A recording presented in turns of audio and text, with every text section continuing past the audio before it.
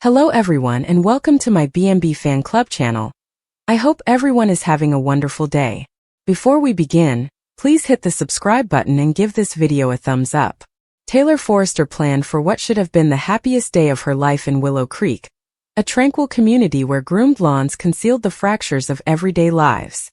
The wedding to Deacon Sharp was scheduled for a clear fall afternoon at the old wine estate, its vines laden with grapes whispering promises of eternity.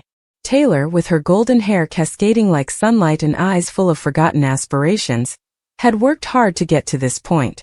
Deacon, the repentant bad boy with a tattooed history and a heart scarred by too many betrayals, had finally acted.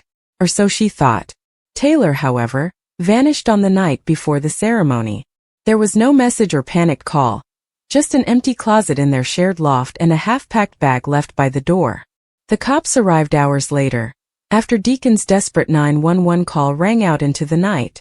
Detectives searched the scene, finding her favorite pearl earrings on the dresser, a veil draped over a chair like a ghost's eye, and a wilted red rose, Sheila Carter's signature, on the windowsill.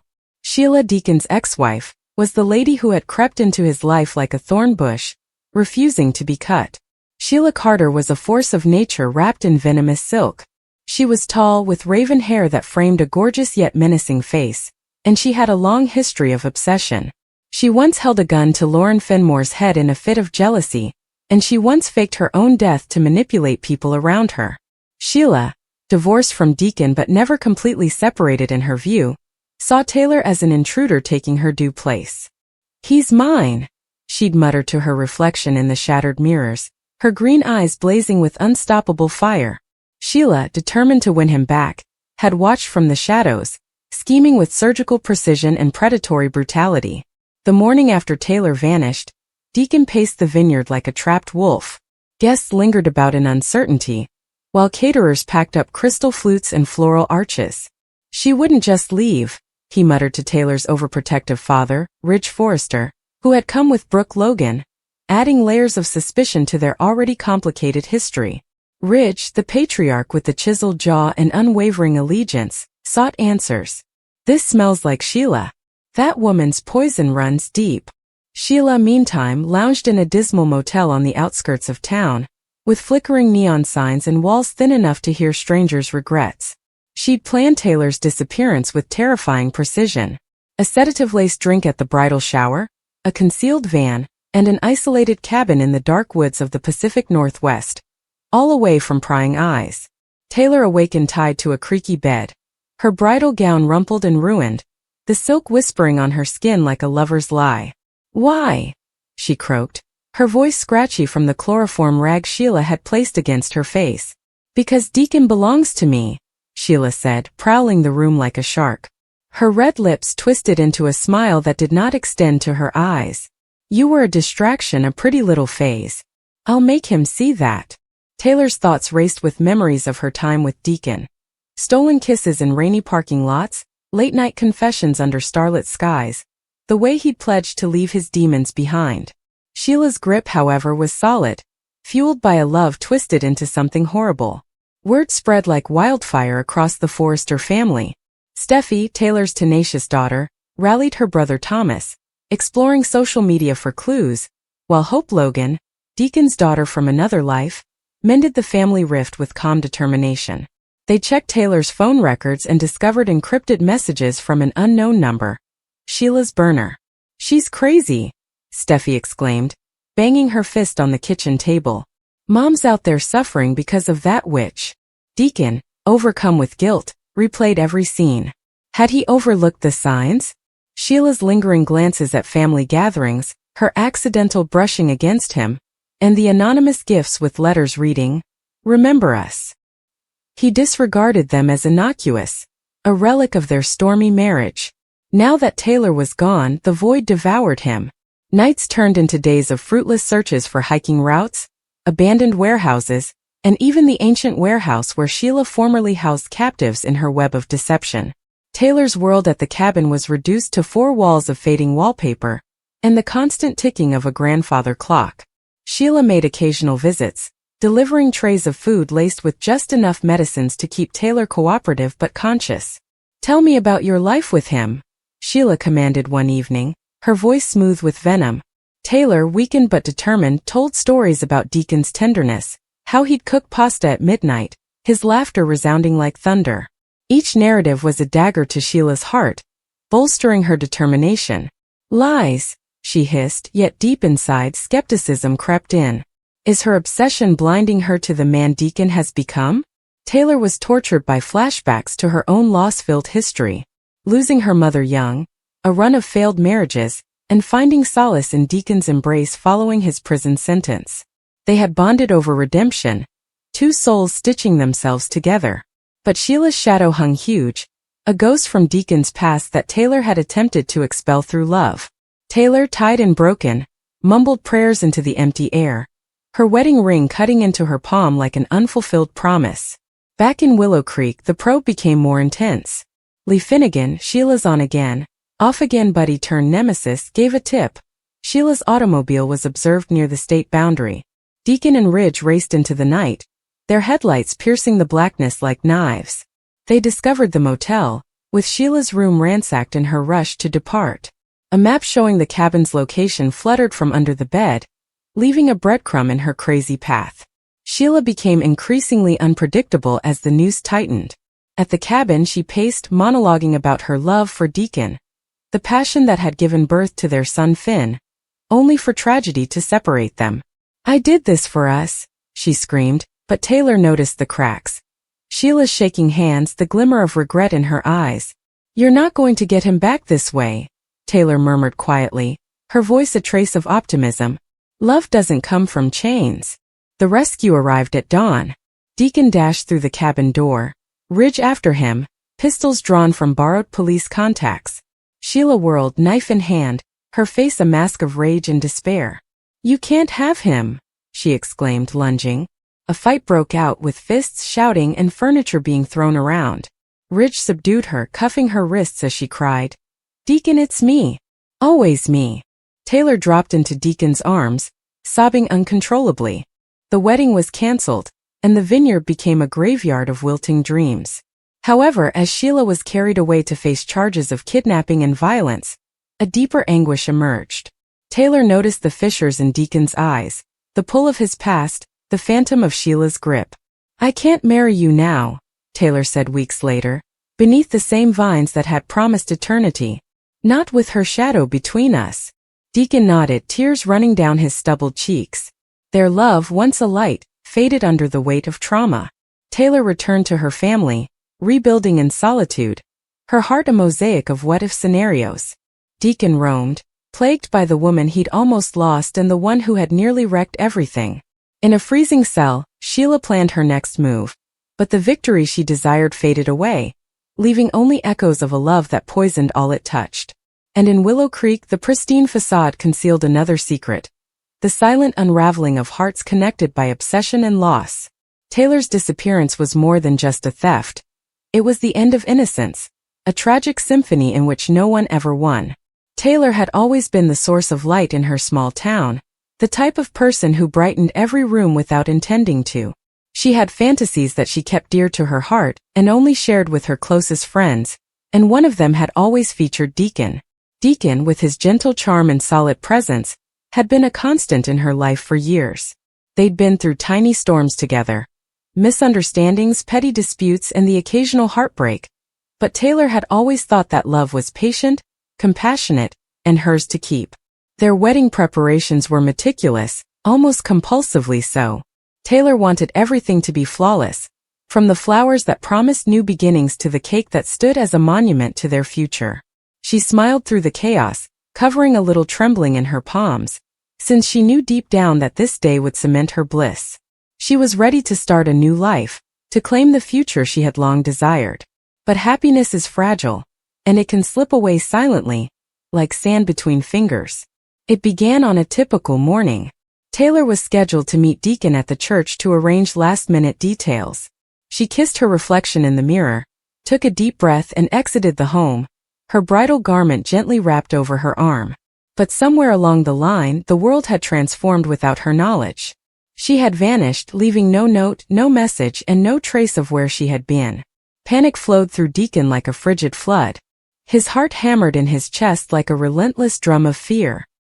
He explored every known area, called friends and family, and retraced her steps repeatedly, only to discover quiet and the echo of his own terror. The village, which was typically alive with small-town talk and laughing, plunged into a hushed worry. Everyone knew Taylor, and everyone knew about the heartbreak that was now looming over the neighborhood like a dark cloud. Meanwhile, Sheila viewed the unfolding pandemonium with a different level of intensity. Sheila, Deacon's estranged wife who had never really let go, had always nursed a subtle animosity for Taylor. She had noticed how Deacon's eyes lit up for Taylor, and a chilly jealousy had grown in her heart. With Taylor missing, Sheila saw an opportunity, one she was determined to take. She started inserting herself into every conversation, search party, and moment of Deacon's anguish. Her smiles were keen, even predatory, and every sweet remark carried a subliminal reminder. She had always been there, waiting, faithful and steady. Deacon, on the other hand, was too preoccupied with his own worries to notice Sheila's plans. His life had devolved into a never-ending cycle of desperate seeking and hope. He went to hospitals, police stations, and even the outskirts of the neighboring woodland, calling her name until his voice cracked. Friends tried to soothe him, but no words could fill the void created by Taylor's disappearance. The wedding plans, the carefully picked dress, the rings glinting in the sun, it all seemed pointless now. Taylor awoke to find herself in an unexpected location. She was somewhere chilly, damp and strange, with the scent of dirt and moss clinging to her hair and clothes. Panic overtook her as recollections of the morning faded together like bits of a dream. How had she gotten here? Who'd brought her? She attempted to move, but her wrists were bound, her legs twisted, and the world appeared to tilt in bizarre, shaky ways. Days, or possibly hours, she couldn't tell, passed in a blur of panic and bewilderment. Taylor attempted to recall how she had arrived, revisiting each minute of the previous morning in her head, trying to discover a hint, a crack in the fog that would take her back to safety. Her chest ached as she thought about Deacon. She pictured him calling her name, his face lined with worry, and his eyes filled with desperation. The thought of his looking while she remained stuck in an unknown location was almost painful. Meanwhile, in town, Sheila's presence grew greater. She volunteered at every search party, chatted with every media, and remained by Deacon's side whenever possible. Her comments were carefully chosen, a combination of compassion and subtle implication. "Maybe she'll come back on her own," she murmured one evening, brushing a stray hair from her face and staring at Deacon with a glitter in her eyes.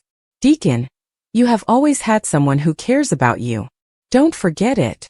Deacon scarcely saw her, but the tiny seed of doubt Sheila had placed began to grow.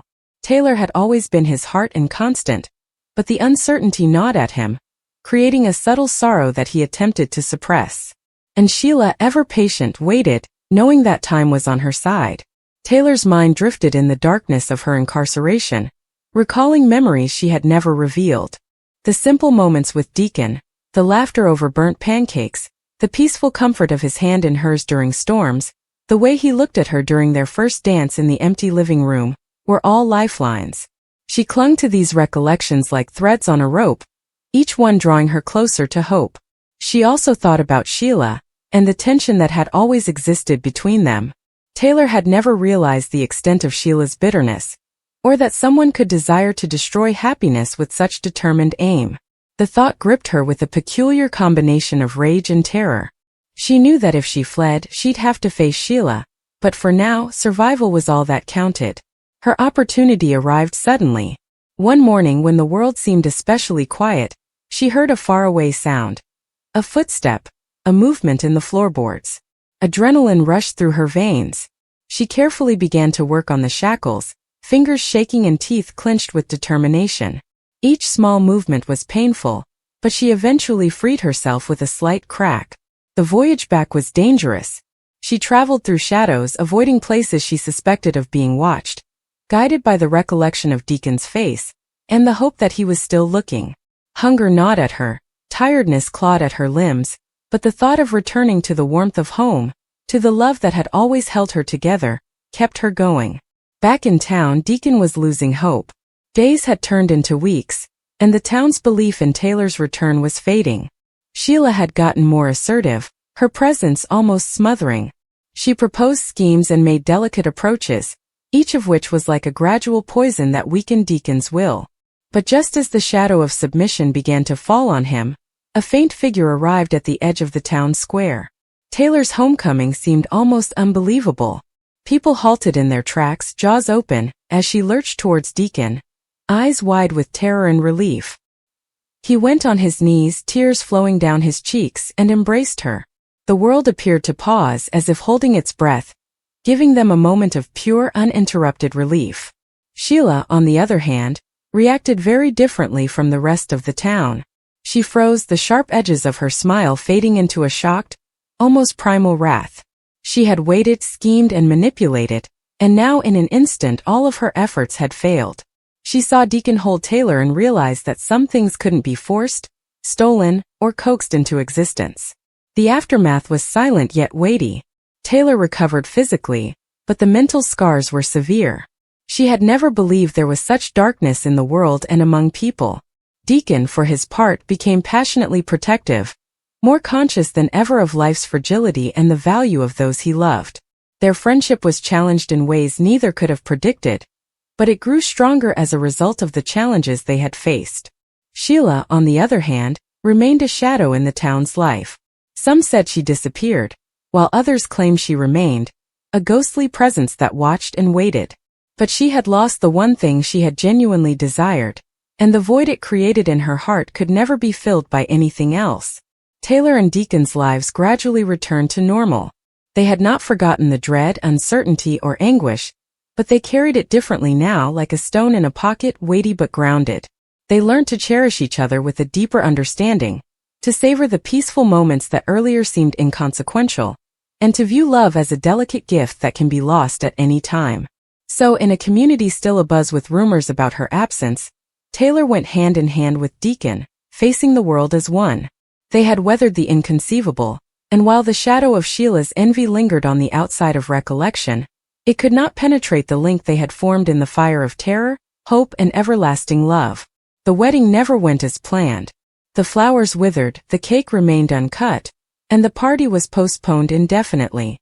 But in the stillness of their house, with the sun streaming through the windows and the steady hum of life all about them, Taylor and Deacon found their own way to say I do, not with ceremony or a throng, but with the unsaid vows of survival, endurance, and enduring love. They learnt that life was not about being perfect. It was about showing up, even when the world appeared intent on tearing them apart. And for Taylor and Deacon, the darkest chapter had passed, leaving only the frail, quivering promise of a future they would confront together, no matter what storms arose.